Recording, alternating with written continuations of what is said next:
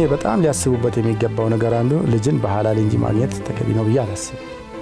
አላ አይ ሂሳብ ልጆች በሐላል ይወለዱ። ለነሱ ብቻ ሳይሆን ለኛም ያስጨንቃል። ይሄ ነገር ከሳይንስ በላይ ነው። በዚህ ነው የሚመጻደቀው። አስጨናቂ ሁኔታዎች ሲገጥሙት አንድ ኤቲስት የሆነ ሰው የት ይሄዳል? ቆይ ለማና ቤት ይላል፣ ለማና ቤት ይላል። ወላሂ እዚህ ጋር ግን አላህ አለኝ የምትለው ነገር እኮ ቀላል ነገር አይደለም።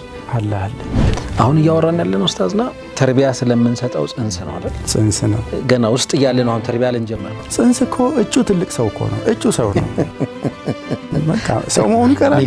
ሁላችንም ነበርን እኮ እንደዛ ፈልጋና ሆን ብላ አንተን ለመጉዳት ብላ አይደለም እንደዚህ አክት ያደረገችው። ሚስትን ታውቃት አይደል እንዴ? ጥሩ ሰው ነበረች እኮ በጣም የምታከብረው። ምንም የማናውቀው ዓለም ነው፣ ገይብ ነው። እጃችን ላይ ምንም አይነት መዋጮ የለም፣ አንከፍልም። ማየት ብቻ ነው ቆመን። አደብ የሚያስፈልጉባቸው ቦታዎች መካከል ሰሞኑንም አንዱ ነው ብዬ አምናለሁ እኔ። መላእክቱ መጥቶ ሲያይሽ እረ እንዴት አይነት አይን አውጣናት እያለ ባያይሽ ጥሩ ነው። ወላሂ የምትሰሪው ስራ ቢደብረው ነው ማለት ነው። ሩህ ከየት ነው የሚመጣው?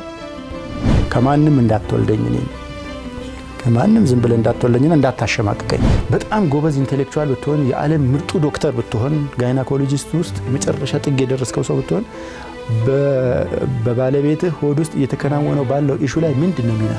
ላሸይ ለጎጆዬ ዕለተ ማክሰኞ ምሽት ከ2 ሰዓት ከ30 ጀምሮ ይጠብቁ።